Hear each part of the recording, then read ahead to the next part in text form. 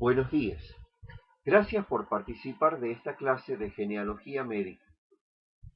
La genealogía tiene por objeto conocer la historia familiar de una persona y establecer quiénes han sido sus ascendientes y descendientes. En genética médica, el análisis genealógico procura verificar la existencia, inferir el modo de herencia más probable, asistir en el diagnóstico y estimar el riesgo de padecer una afección probada o presuntamente genética presente en la familia.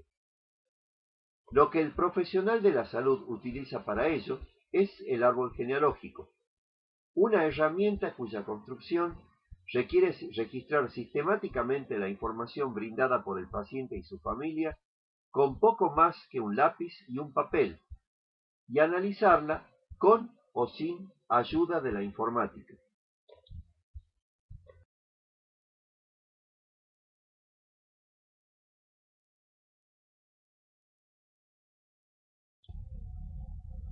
La genealogía brinda recursos útiles, sencillos y de bajo costo, pero el análisis genealógico está indicado solo cuando existe historia familiar de la afección, no siempre resulta suficientemente informativo y en cualquier caso lleva tiempo y debe hacerse metódicamente.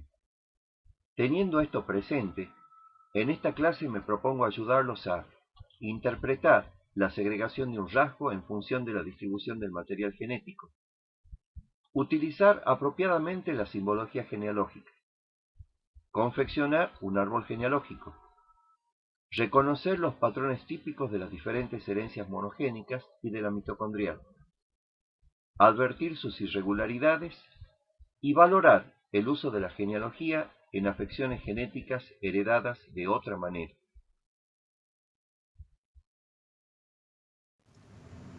La dotación cromosómica del varón y la mujer incluye 46 cromosomas, 22 pares autosómicos y un par sexual.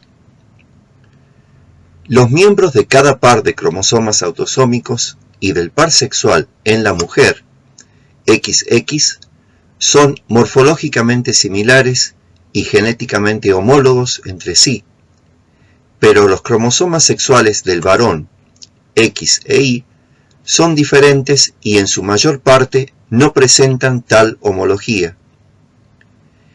La clave biológica de los patrones genealógicos que veremos enseguida es la modalidad de transmisión a la descendencia de los genes autosómicos ligados al X, ligados al Y y mitocondriales del padre y de la madre. El gráfico representa los genes autosómicos como un par de esferitas grises, los ligados a los cromosomas sexuales mediante las respectivas letras púrpura o amarilla, y los genes mitocondriales en forma de sendos ovoides, celeste el paterno y rosado el materno. El varón genera dos tipos de espermatozoides, X e Y, en tanto que la mujer produce solamente ovocitos 2, X. Los espermatozoides contienen la mitad de los genes autosómicos y los correspondientes a uno u otro de los cromosomas sexuales paternos, pero aportan tan pocas mitocondrias al cigoto que cabe esquematizarlos como si no poseyeran genes mitocondriales. El ovocito 2, en cambio, lleva la mitad de los genes autosómicos y ligados al X de la madre y aporta prácticamente todo el ADN mitocondrial que reciben los hijos de uno u otro sexo. Nótese que el sexo del hijo depende normalmente de que el espermatozoide fecundante haya aportado o no un cromosoma Y.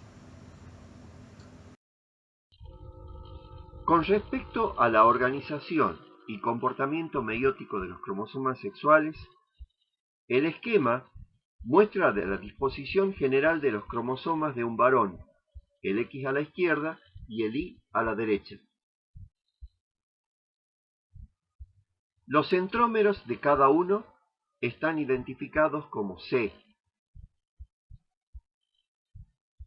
Las regiones no homólogas rosada en el cromosoma X y gris en el Y, lo están como LX y LY respectivamente, porque contienen los genes ligados al X y ligados al Y. Todos ellos se encuentran en hemicigosis y normalmente no se recombinan. Los extremos de los cromosomas son regiones cuya homología permite la recombinación normal entre el X y el Y. A nivel del brazo corto, región pseudoautosómica 1 o RPA1 en rojo, o del largo, región pseudoautosómica 2 o RPA2 en azul, respectivamente. Los genes allí ubicados se describen como incompletamente ligados y no se pueden distinguir genealógicamente de los autosómicos.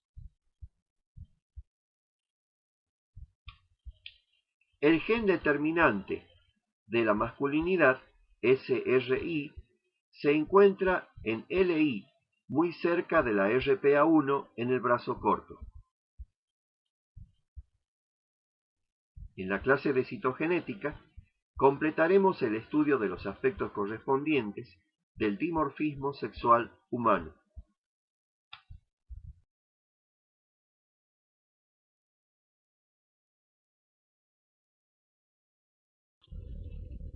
Como vimos en la clase pasada, la herencia en los seres humanos se clasifica primariamente en genética y epigenética, según que el compromiso del material genético afecte a la secuencia del ADN o esté mediado por modificaciones de éste que no afectan a su secuencia, como la metilación. A su vez, la herencia genética puede ser nuclear o mitocondrial. Dentro de la herencia nuclear cabe distinguir la herencia monogénica o mendeliana, en la que en cada individuo opera solo un gen o un par de genes homólogos. La herencia poligénica, de la que son responsables dos o más genes o pares de genes en todo individuo, y que también se conoce como multifactorial, concepto este más abarcativo porque denota también la intervención de factores ambientales. La herencia cromosómica, en la que el fenotipo se debe a cromosomas o segmentos cromosómicos de 3 megabases o más. La herencia genómica, en la que la cantidad de material genético involucrado es menor que 3 megabases. La herencia mitocondrial, por su parte, es la que tiene como sustrato físico al ADN mitocondrial. En cuanto a la herencia epigenética, se ha detectado modificaciones epigenéticas tanto en el material genético nuclear como en el mitocondrial, pero los ejemplos de herencia epigenética descritos hasta ahora corresponden todos al primero.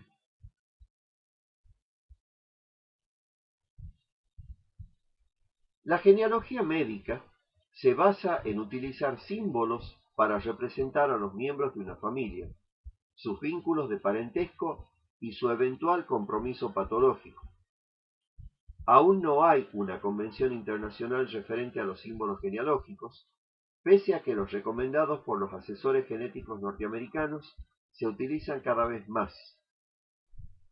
Por ello, lo aconsejable es utilizar símbolos de uso común, como los que aparecen a continuación, y aclarar al pie del árbol cualquier símbolo especial al que haya sido necesario recurrir. Una flecha señala al propósito, individuo cuya afección cierta o probable motiva la investigación y al cual se debe vincular todo el árbol genealógico. El cuadrado, el círculo y el rombo indican respectivamente el sexo masculino, el femenino y la situación en la cual el sexo del individuo ya nacido en cuestión no se conoce o no interesa a los efectos de la genealogía. Un signo de interrogación mientras la existencia de un embrión o feto no se haya confirmado, o el que corresponda de los símbolos que se acaba de describir, pero de menor tamaño, se utiliza si hay un embarazo en curso. La muerte post o prenatal se representa mediante una diagonal de mayor tamaño que el símbolo del individuo, en tanto que para el individuo nacido muerto o muerto al nacer se emplea dos diagonales cruzadas del mismo tamaño. El relleno uniforme completo significa que un individuo manifiesta la enfermedad en estudio. Diferentes tipos de relleno implican coexistencia de dos o más enfermedades, cada una de las cuales debe detallarse en las referencias al pie del árbol. Un símbolo relleno a medias, un círculo con un punto en el medio y un símbolo dividido verticalmente en dos identifican al portador heterocigota de una enfermedad autosómica recesiva, a la portadora heterocigota de una afección ligada al X recesiva y a un individuo heterocigota pero no penetrante para un cuadro patológico dominante, respectivamente. Los gemelos mono y bicigóticos se grafican mediante símbolos apareados en el orden de su nacimiento, ambos unidos al mismo punto de origen y vinculados entre sí o no, respectivamente, mediante una línea horizontal. Los hermanos se representan en fila abarcada por un corchete largo abierto hacia abajo. Alternativamente, la hermandad se puede graficar vinculando a los hermanos mediante sendos segmentos cortos verticales a una línea horizontal, la línea de hermandad ubicada sobre ellos. En ambos casos, la hermandad se vincula a la línea de matrimonio respectiva mediante otro segmento corto vertical. Un corchete corto abierto hacia arriba o una línea horizontal uniendo los símbolos respectivos indica matrimonio. Y la duplicación de la rama horizontal del corchete o de la línea horizontal manifiesta que el matrimonio es consanguíneo.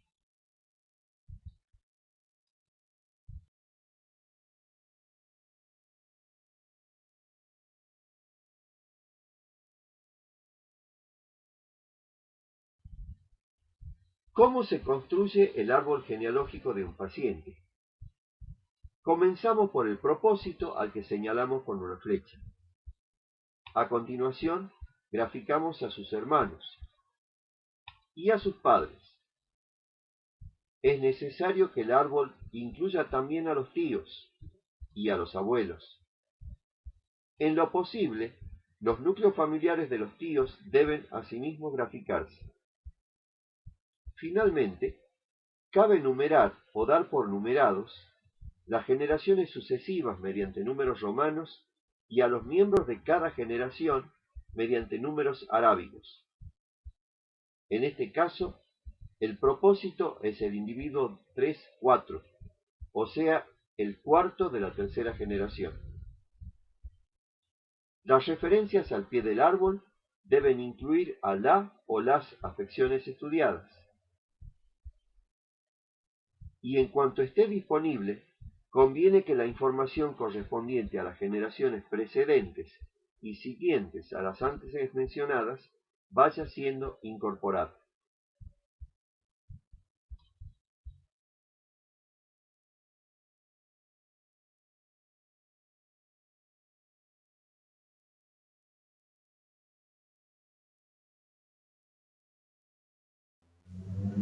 En cualquier caso, hay una serie de recomendaciones que conviene aplicar. Utilizar en lo posible símbolos de uso común y aclarar el significado de todos los símbolos poco comunes. Dibujar todos los símbolos del mismo tamaño, excepto los correspondientes a individuos aún no nacidos o abortados, que deben ser más pequeños. Colocar a todos los miembros de cada generación a la misma altura. Ubicar al padre a la izquierda, siempre que sea factible hacerlo, y ordenar a los hermanos de mayor a menor, comenzando desde la izquierda. Si alguien, usualmente el propósito, su madre o su padre, no puede ser ordenado correctamente entre sus hermanos, señalar el sitio que le corresponde mediante una marca en la línea de hermandad. Nuestro árbol tipo o sea, el que utilizaremos para ilustrar los patrones de cada herencia, tiene algunas particularidades. Incluye únicamente 3 generaciones. Cada hermandad alterna varones y mujeres en igual número y tiene entre 4 y 8 miembros, de los cuales la mayor es una mujer. Solo se representan los núcleos familiares de la primera y del último miembro de la primera hermandad.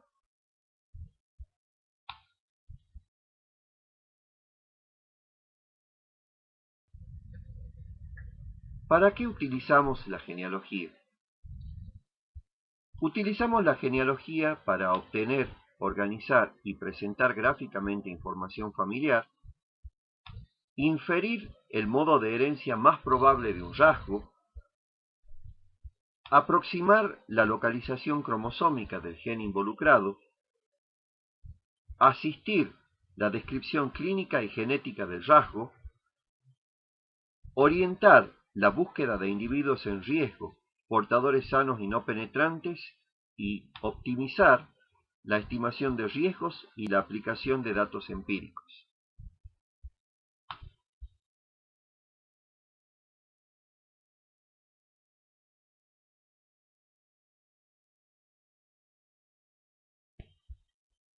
El análisis genealógico o análisis de la segregación tiene por objeto determinar si la base genética de un rasgo familiar es más probablemente poligénica o monogénica, y en este último caso, si el gen responsable se encuentra en los autosomas, en el cromosoma X, en el cromosoma Y o en el ADN mitocondrial. En orden a ello, el analista compara la segregación observada del rasgo con los patrones genealógicos reconocibles de la herencia genética humana, lo cual se puede hacer a mano o utilizando programas informáticos. Tales patrones corresponden a las herencias nucleares monogénicas y a la herencia extranuclear. Los primeros incluyen los autosómicos e incompletamente ligados dominante y recesivo, los completamente ligados al X dominante y recesivo, el completamente ligado al Y u holándrico. Por su parte, el único patrón correspondiente a la herencia extranuclear humana es el mitocondrial. A continuación revisaremos estos patrones uno por uno, a partir de sendos casos clínicos, realizando previamente una caracterización genética de la enfermedad y un análisis de su modo de transmisión intergeneracional, y haciendo después hincapié en irregularidades que pueden dificultar en la práctica la identificación del patrón involucrado.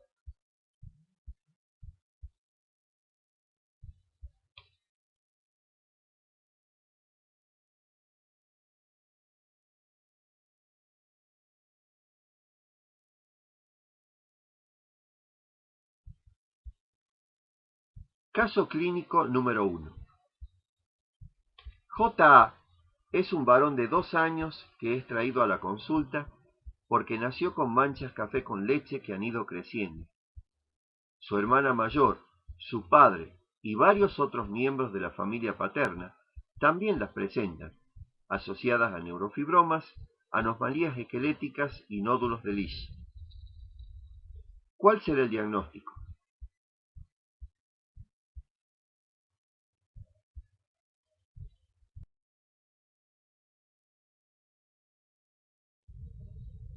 Neurofibromatosis 1. La neurofibromatosis 1 es una enfermedad autosómica dominante atribuible a mutaciones en NF1. Se caracteriza genéticamente por su heterogeneidad alélica, pleiotropía, penetrancia virtualmente completa después de la infancia y expresividad variada y más severa con la edad dentro de la misma familia, lo que podría estar reflejando, entre otras cosas, particularidades del contexto genético. Los afectados son todos heterocigotas.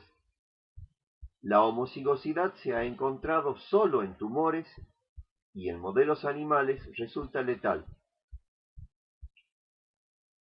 La imagen ilustra, según vimos ya en la primera clase, el compromiso multisistémico de la neurofibromatosis 1. En la piel, consistente en manchas café con leche, neurofibromas cutáneos y lunares en la axila. En planos más profundos, revelado por neurofibromas subcutáneos y neurofibromas plexiformes. En la columna vertebral, ostensible como escoliosis, o sea, desviación lateral.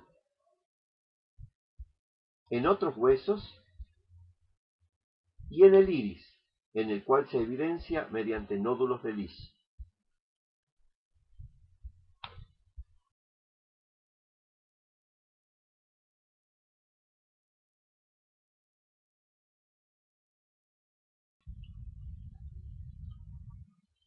Si el afectado por una herencia autosómica dominante es el padre, este genera gametos con el alelo normal, representado por la esfera gris, o con el anormal, representado por la esfera roja.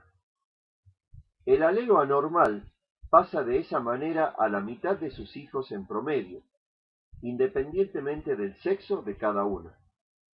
Esta irrelevancia del sexo de la progenie, a los efectos de la presencia o ausencia del rasgo en ella, es característica de las afecciones autosómicas.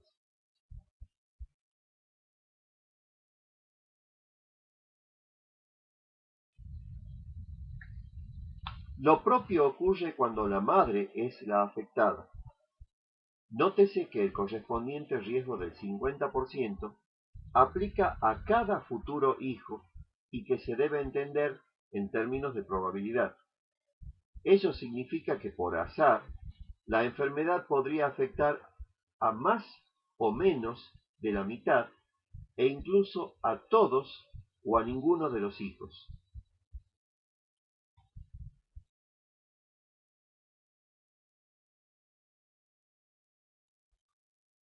Nuestro árbol típico de herencia autosómica dominante luciría así: 3 generaciones comprometidas en línea vertical, varones y mujeres afectados en igual proporción, y transmisión del rasgo en estudio de varón a varón.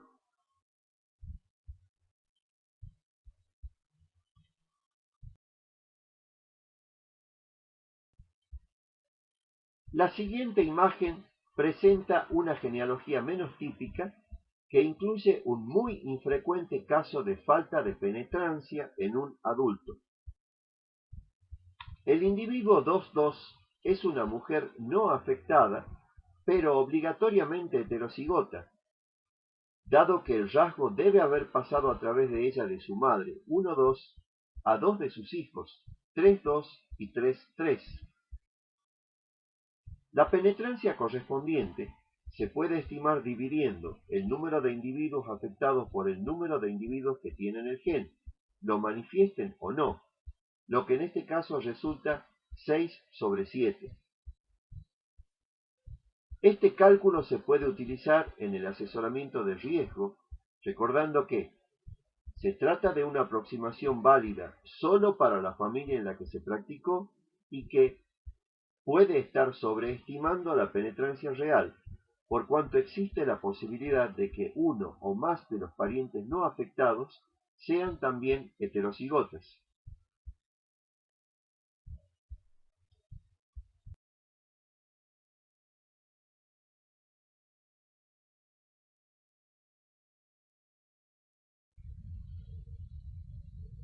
Aproximadamente la mitad de los pacientes con neurofibromatosis carece de antecedentes familiares de la enfermedad en el momento de la consulta.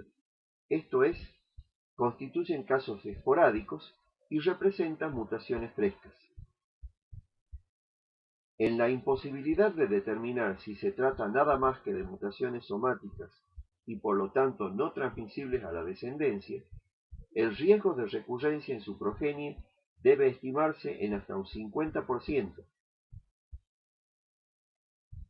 En cuanto al riesgo de recurrencia en la hermandad, el mismo debe considerarse mayor que el de la población general, por cuanto hay un cierto riesgo de que la mutación esté presente en las gónadas de uno de los progenitores, quien en tal caso tendría un mosaicismo gonadal.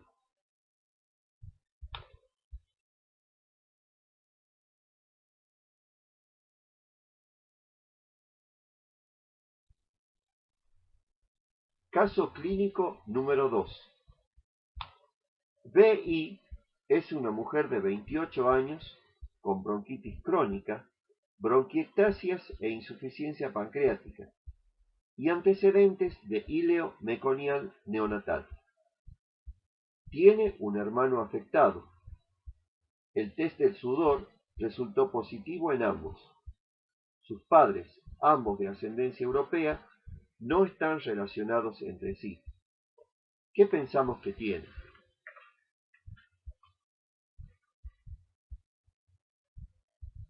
Fibrosis.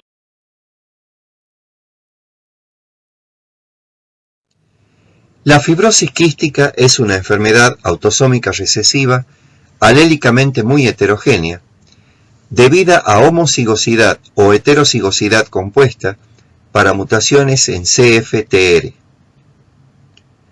Se trata de un desorden multisistémico que afecta a las glándulas exócrinas de la piel, aparato digestivo, aparato respiratorio y conductos deferentes, entre otros, mediante el espesamiento de las secreciones con obstrucción de los conductos.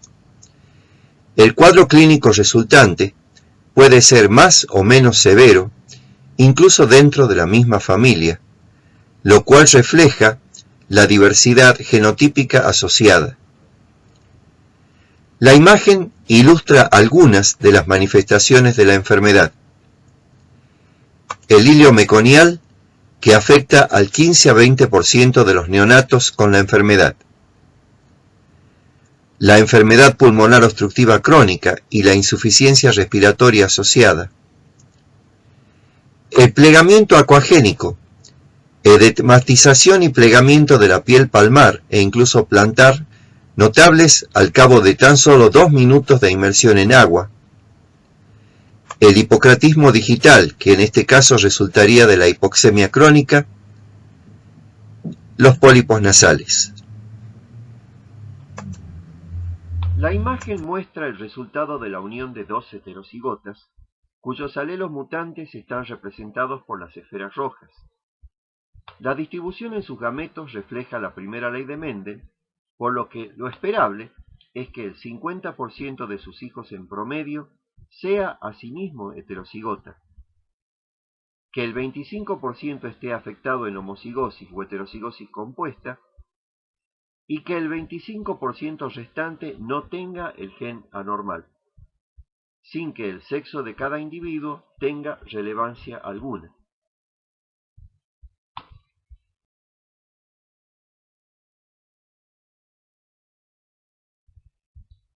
Nuestro árbol típico de herencia autosómica recesiva presentaría una sola hermandad afectada generando una línea horizontal, uno de cada 4 individuos afectados, varones o mujeres, y padres e hijos de un afectado que no lo están, pero que son portadores sanos obligados.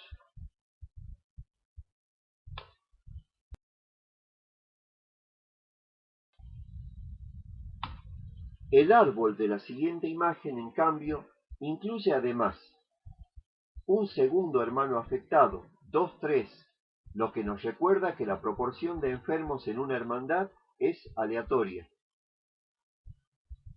Una instancia de consanguinidad entre 2-1 y 2-2, la cual no es un fenómeno genealógico, sino un evento social, y otra de pseudodominancia, consistente en la existencia de afectados en 2 generaciones sucesivas, 2 y 3, esbozando una línea vertical y respondiendo a que el individuo 2-1 es también heterocigoto.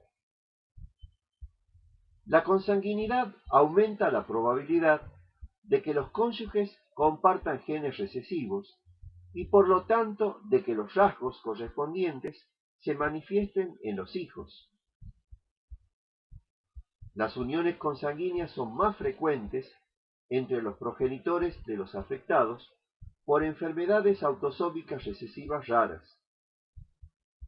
En cambio, lo que suele aumentar en las enfermedades autosómicas recesivas relativamente frecuentes es la heterocigosidad compuesta de los afectados.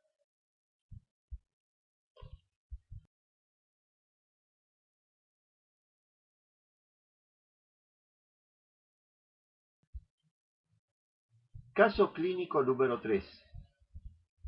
LP es un niño de 3 años cuyo crecimiento en estatura se ha venido enlenteciendo y que ha presentado craneotabes, rosario raquítico, miembros inferiores arqueados en varo e hipofosfatemia con calcitriol normal.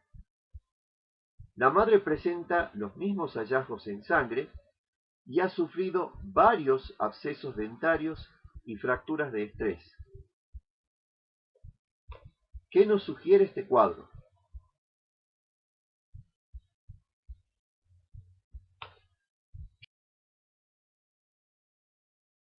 Raquitismo hipofosfatémico o hipofosfatemia ligada al X dominante.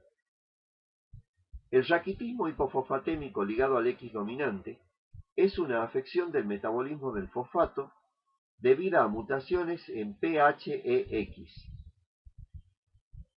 La afección es pleiotrópica y presenta penetrancia prácticamente completa, diferencias interfamiliares en severidad según la mutación de que se trate, y expresividad muy variada dentro de cada familia, con mayor compromiso óseo y dentario en los varones y posiblemente en las mujeres homocigotas.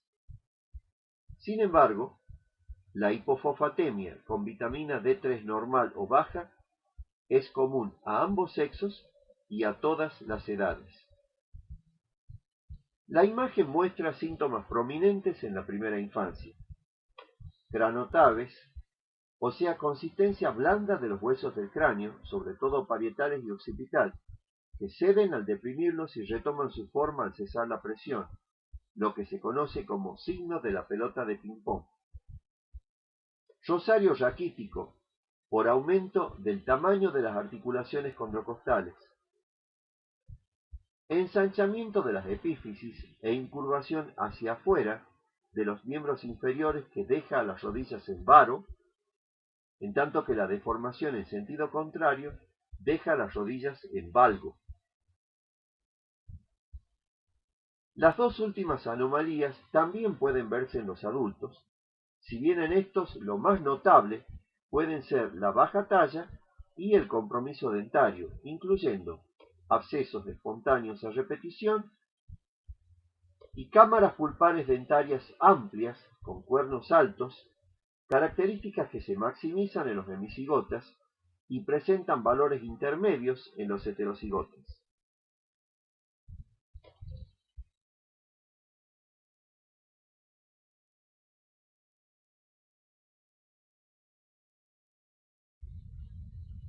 En este caso sí interesa el sexo, tanto del progenitor como el de la progenie.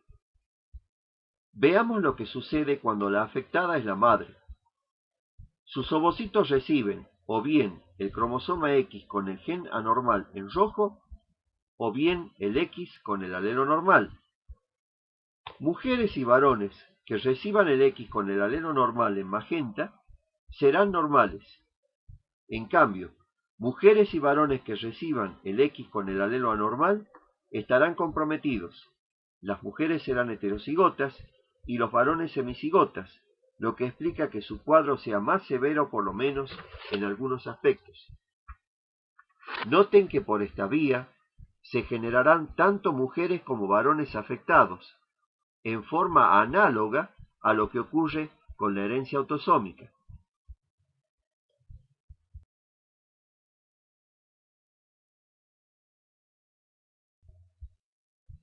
Pero, ¿qué sucede cuando el alelo anormal proviene del padre? El varón afectado genera espermatozoides con el X comprometido en rojo o con el Y. De sus hijos, los que reciban el Y serán varones y ninguno estará afectado. En cambio, Todas las hijas mujeres recibirán el X con el alelo anormal y estarán comprometidas. Esta es la causa del exceso de mujeres afectadas que se observa en las herencias ligadas al X dominante.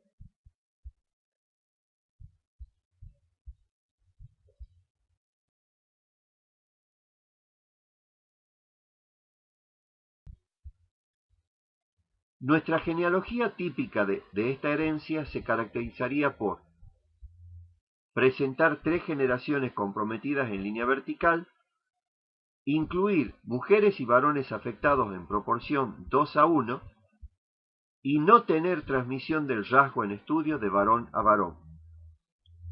Con respecto a esta última característica, debe quedar claro que, a diferencia de su contraparte en la herencia autosómica dominante, es sugestiva pero no excluyente, o sea que la herencia involucrada en una familia con varones y mujeres afectados en 3 generaciones sucesivas y transmisión de varón a varón es la autosómica dominante. En cambio, la herencia que evidencia una familia similar pero sin transmisión de varón a varón puede ser ligada al X dominante, pero también puede ser autosómica dominante.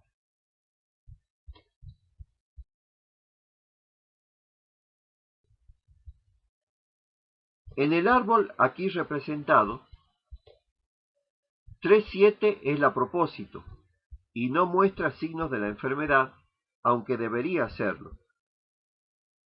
En realidad, en esta afección la falta de penetrancia es muy infrecuente, pero se ha descrito y se la atribuyó a inactivación aleatoria del cromosoma X con el alelo anormal.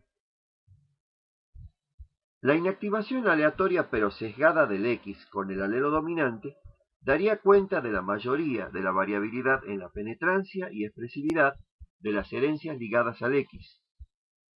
Y en el caso de las enfermedades ligadas al X dominante, ello explicaría que algunas heterocigotas estén sanas.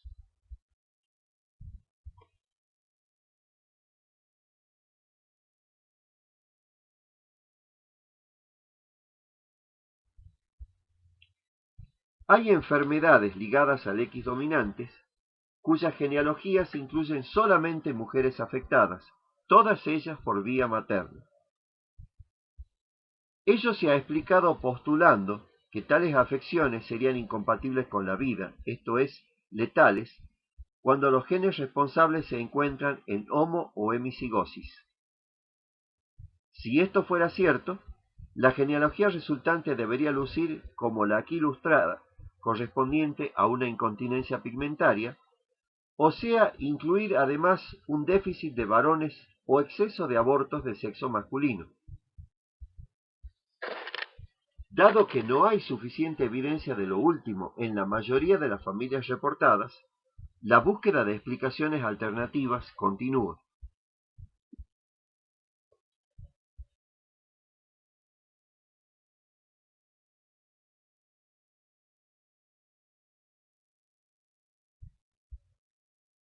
Caso clínico número 4. AB es un varón de 8 años que desde el nacimiento ha presentado niveles muy elevados de creatina quinasa. Desde los 5 años sufre debilidad muscular progresiva que afecta en especial a la cintura pélvica y ahora es notable la pseudohipertrofia de la musculatura de las piernas. Hubo un tío materno afectado. ¿Qué diagnóstico propondríamos?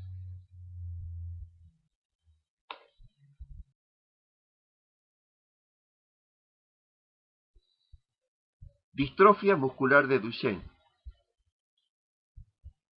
La distrofia muscular de Duchenne es una miopatía degenerativa ligada al X recesiva debido a mutaciones en DMD. 2/3 de los casos son heredados y 1/3 corresponde a mutaciones frescas. Los afectados pueden detectarse ya al nacer, debido a los niveles muy elevados de creatina quinasa que presentan. Son en su gran mayoría varones y cursan con limitación progresiva de la motilidad, que afecta primero a los miembros inferiores, luego a los superiores y finalmente a los respiratorios. En los casos no tratados, los pacientes quedan en silla de ruedas alrededor de los 10 años y mueren antes de los 20. El hipervínculo al pie puede darles acceso a un video del curso clínico natural de la enfermedad y de su modificación mediante algunas intervenciones.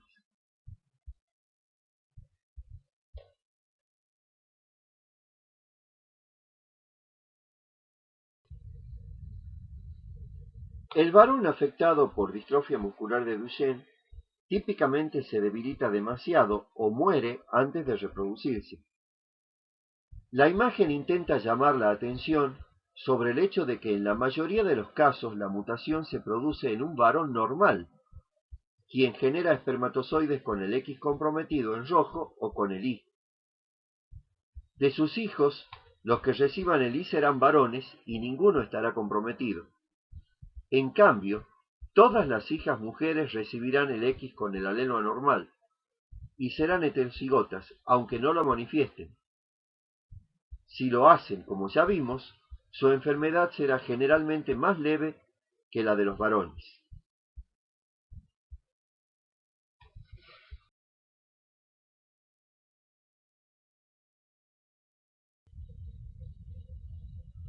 Si la enfermedad proviene de una mujer, su heterocigosidad da lugar a ovocitos que llevan o bien el cromosoma X con el gen anormal en rojo, o bien el X con el alelo normal.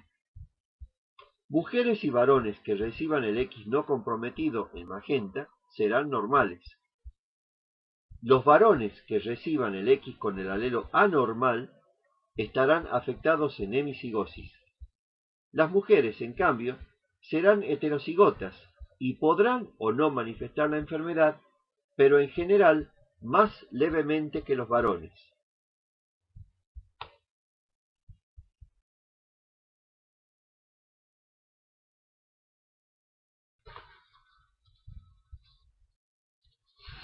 Nuestro árbol típico de herencia ligada al X recesiva incluye únicamente varones afectados, en generaciones alternadas, y todas cuyas hijas son portadoras obligatorias, pudiendo su madre serlo también.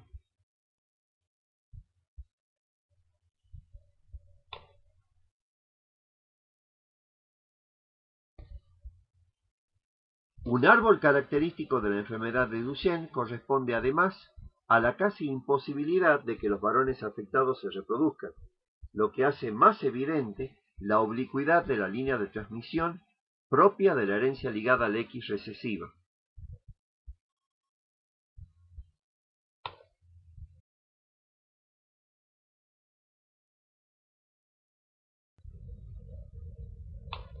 A diferencia de lo que vimos en la herencia ligada al X dominante, aquí la falta de penetrancia se traduce en la afectación de 2-2, aunque ella sea heterocigota. Tal situación no es infrecuente. Explica que algunas heterocigotas muestren síntomas más o menos severos de la enfermedad, pero nunca tanto como los varones, y se ha atribuido a inactivación aleatoria del cromosoma X con el alelo normal.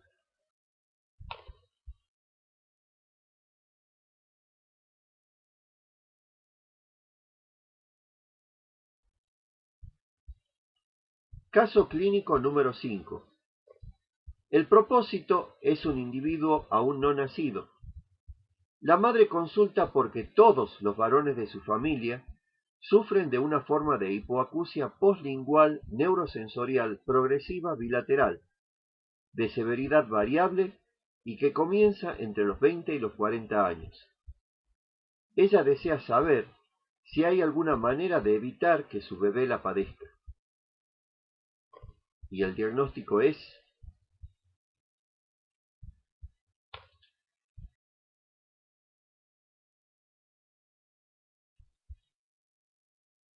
hipoacusia o sordera ligada al I2.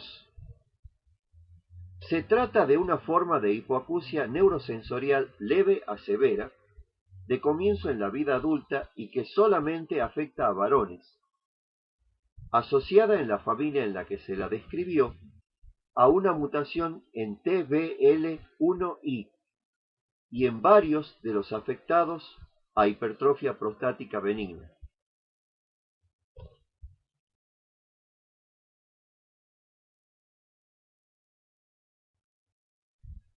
En esta forma de herencia, el varón afectado genera espermatozoides Y con el gen mutante en rojo o X sin él. De sus hijos, los que reciban el Y serán varones y todos estarán afectados. En cambio, las hijas mujeres recibirán el X y ninguna lo estará.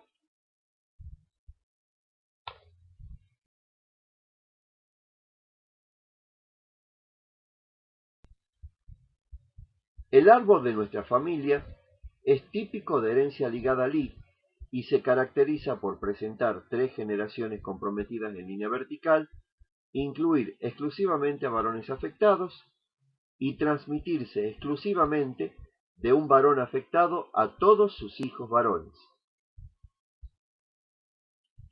Nótese que si un afectado no tiene hijos varones, la herencia se extingue. En consecuencia, a la madre preocupada por la posibilidad de que su hijo aún no nacido resulte afectado, cabe responderle que el riesgo de hipoacusia para su bebé es el mismo que el de la población general y que la historia familiar en este caso no implica ningún riesgo adicional.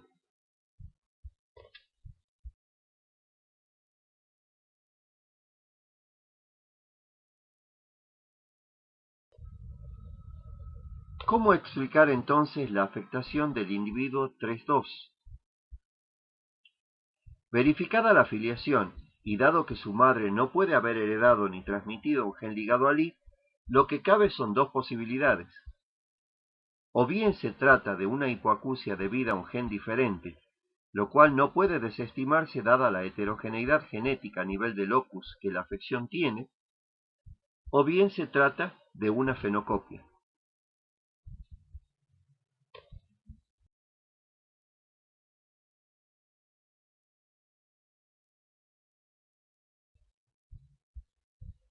Caso clínico número 6. CM es un adolescente de 15 años que consulta por disminución de la visión central en el ojo izquierdo, la cual comenzó hace un mes. Ha progresado rápidamente y en la última semana se ha asociado a la misma sintomatología en el otro ojo. Sus 3 hermanos mayores, la madre, 2 tíos y la abuela maternos, han presentado un cuadro similar. ¿Cuál será el diagnóstico?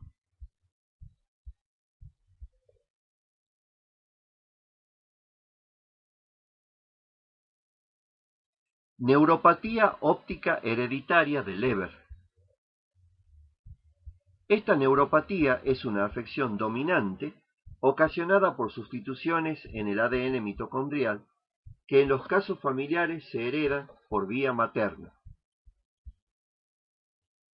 Incluso si la mutación causal es homoplásmica, la afección es incompletamente penetrante y su expresividad muy variable.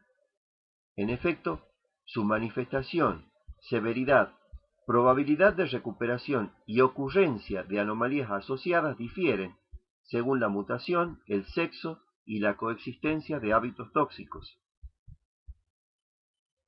Se presenta como una pérdida aguda o subaguda de la visión central asociada a alteración en la visión de los colores, con preservación de los reflejos pupilares. Los casos más severos pueden evidenciar además mioclonos, distonía y otros signos de compromiso neurológico. La imagen muestra las alteraciones vasculares y pseudoedema de papila que se advierten inicialmente, y en individuos no penetrantes, y la atrofia óptica posterior.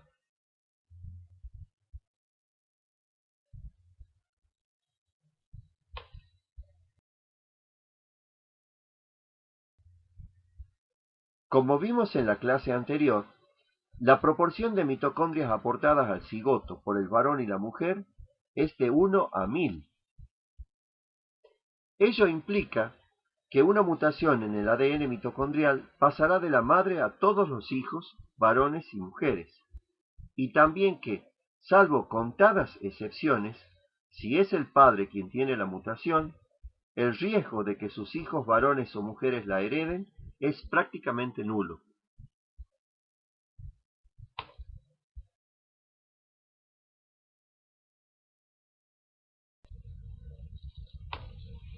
Un árbol típico de herencia mitocondrial se caracteriza por presentar 3 generaciones comprometidas en línea vertical, afectar a varones y mujeres en similar proporción, transmitirse exclusivamente por vía materna y comprometer a todos los hijos de una mujer afectada.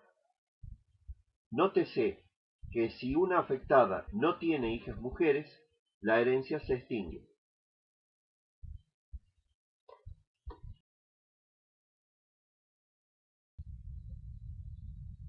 Pero las genealogías de la neuropatía óptica hereditaria de Leber no suelen ser típicas.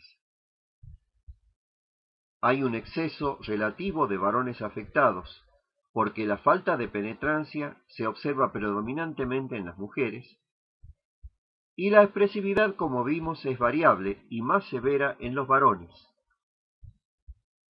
Entre los mecanismos probablemente responsables de tal variabilidad, la heteroplasmia para las mutaciones más relevantes no ocupa un lugar de importancia y seguramente no alcanza a dar cuenta de las diferencias entre los sexos. En cambio, hay evidencia de multifactorialidad. Uno o más genes de los complejos 1, 3 y o 4 de la cadena respiratoria de cada afectado están comprometidos. Las mutaciones mencionadas son necesarias, pero no suficientes para que la enfermedad se manifieste. Hay un aumento de la susceptibilidad vinculado al abuso de tabaco o alcohol, y los estrógenos desempeñan un papel protector.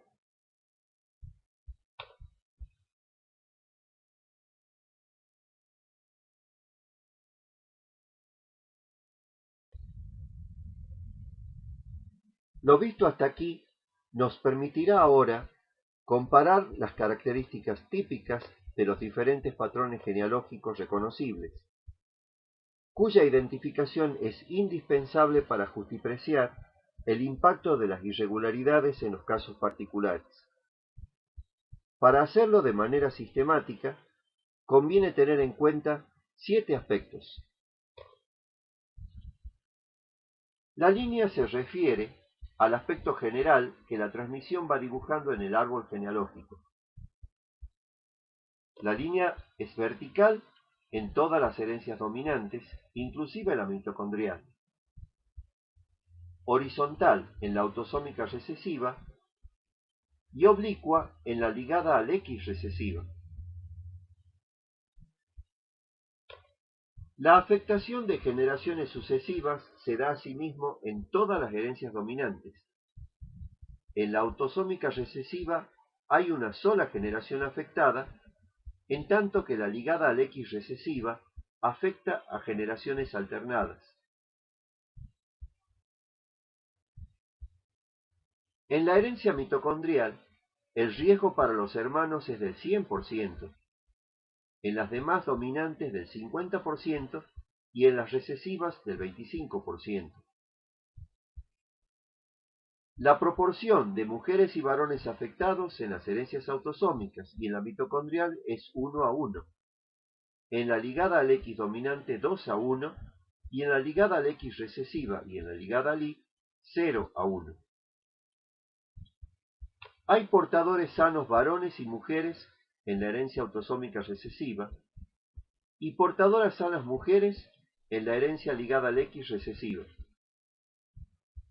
Las herencias dominantes carecen de portadores sanos, lo que eventualmente tienen son casos de falta de penetrancia. Pero ¿cuál es la diferencia? La diferencia está dada por el alelo que no se manifiesta. En los portadores sanos se trata del alelo recesivo, mientras que en los individuos no penetrantes el que no se manifiesta es el alelo dominante. ¿Por qué vía le llega el gen anormal al varón?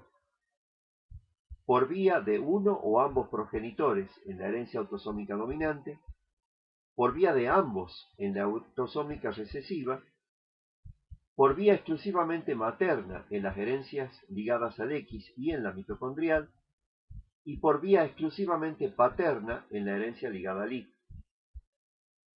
¿Y a quién le transmite el varón sus genes? A sus hijos mujeres y varones en las herencias autosómicas, solo a sus hijas mujeres en las herencias ligadas al X, solo a sus hijos varones en la herencia ligada al Y, y como regla a nadie en la herencia mitocondrial.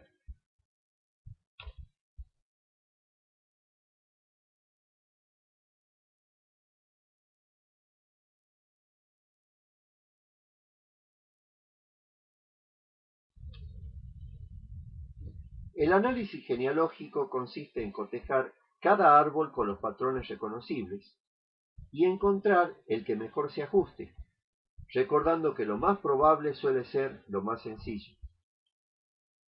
En el problema número 1, la genealogía corresponde a un caso familiar de una afección cutánea aún no identificada, en el que hay que seleccionar la herencia más probable.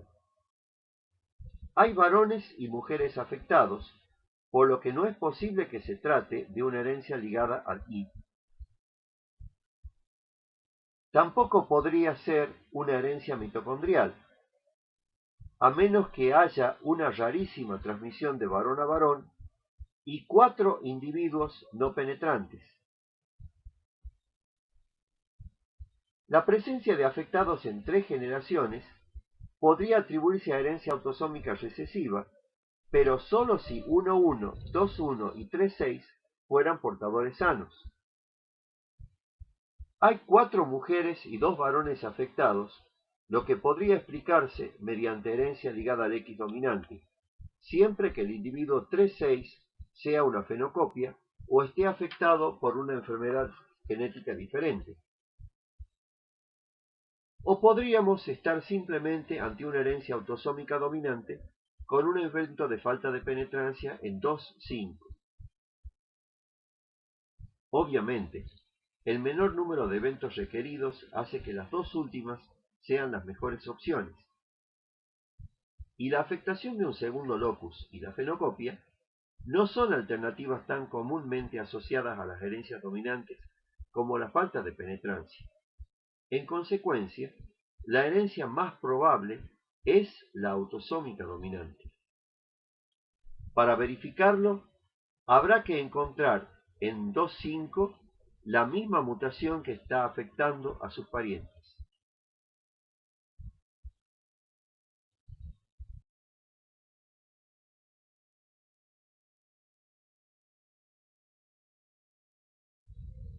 Problema número 2. En este caso, cualquiera de las herencias dominantes sería posible, siempre que al menos 2,5 y o 2,6 sean individuos no penetrantes. Y la herencia autosómica recesiva también sería una posibilidad si 2,5 y 2,6 fueran portadores sanos. Por otra parte, y sin llegar a presentar patrones genealógicos reconocibles, no es raro que rasgos multifactoriales como la obesidad tengan antecedentes familiares paternos y maternos y aparenten ser rasgos dominantes con penetrancia reducida.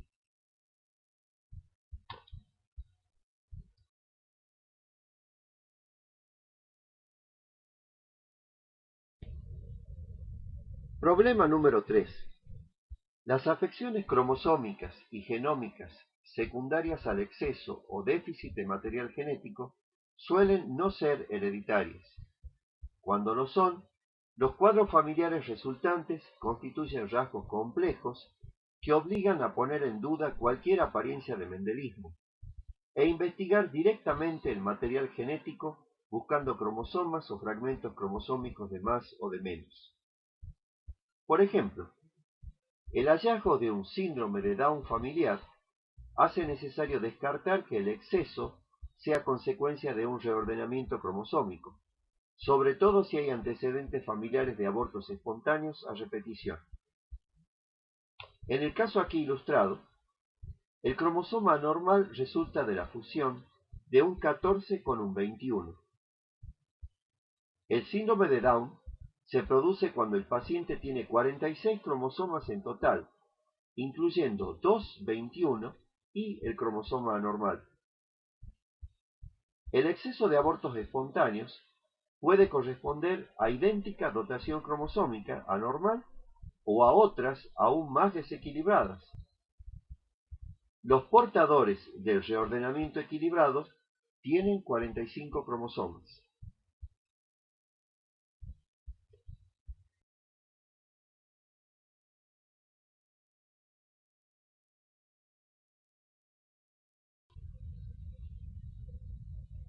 Finalmente, la genealogía también puede ayudar a interpretar casos en los que el fenotipo y la alteración genética identificada parecen no corresponderse. La imagen que aparece en el problema 4 representa una familia en la que dos miembros de una hermandad fruto de un matrimonio consanguíneo están afectados. La mayor por un síndrome de Prader-Willi, producto de la ausencia de la marca epigenética heredada o impronta genómica paterna en la región cromosómica crítica, y el segundo por un síndrome de Angelman, resultante de la ausencia de la impronta genómica materna en la misma región cromosómica. Los estudios cromosómicos revelaron que ambos progenitores son portadores del reordenamiento equilibrado y que los dos afectados comparten el mismo cromosoma anormal derivado de un intercambio de material entre los cromosomas 14 y 15, y al que le falta la región cromosómica crítica para ambos síndromes, 15q11.2 a q13. Como en el ejemplo de la clase pasada, ambos pacientes tienen la misma anomalía cromosómica, por lo que la causa de sus diferencias no es genética, sino epigenética. Entonces, ¿de quién recibió cada afectado el cromosoma anormal sin la región crítica y por lo tanto sin la correspondiente impronta genómica? La mayor tiene que haberlo recibido de su padre. Su hermano, por el contrario, debe haberlo recibido de su madre.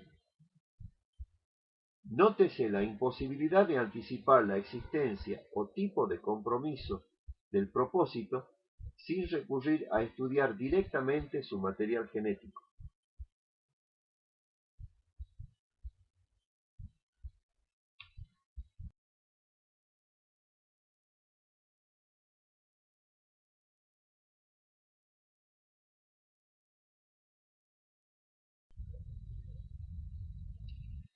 Incluso habiéndose tratado en todos los casos de afecciones familiares, debe quedar claro que los alcances de la genealogía no son los mismos en los diferentes tipos de herencia. En las herencias monogénicas y mitocondrial, el análisis genealógico permite identificar patrones, orientar la búsqueda del material genético anormal y estimar riesgos de padecer y o transmitir la enfermedad. En las afecciones poligénicas, establecida la cercanía del parentesco, cabe aplicar datos empíricos en el asesoramiento del riesgo.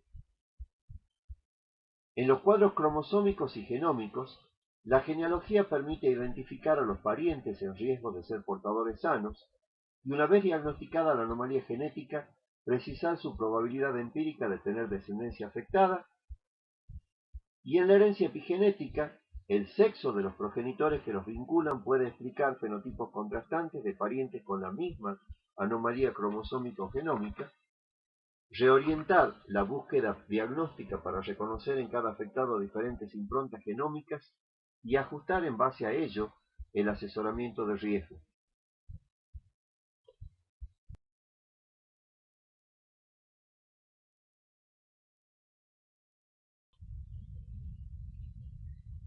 Para los interesados en conocer la simbología que los asesores genéticos norteamericanos proponen para unificar la representación genealógica, hay dos trabajos que les recomiendo que revisen. Y si desean construir su propio árbol genealógico, Hay sitios que proporcionan herramientas gratuitas, como el aquí citado.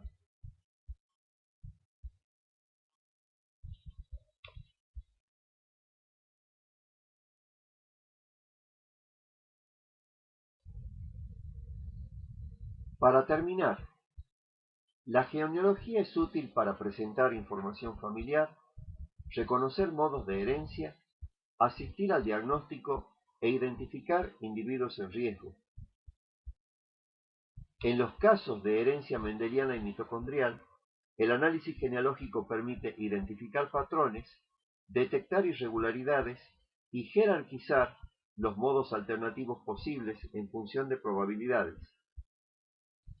En casos familiares de herencia poligénica, cromosómico-genómica y epigenética, la genealogía no permite reconocer patrones, por lo que el asesoramiento de riesgos requiere información adicional. Muchas gracias.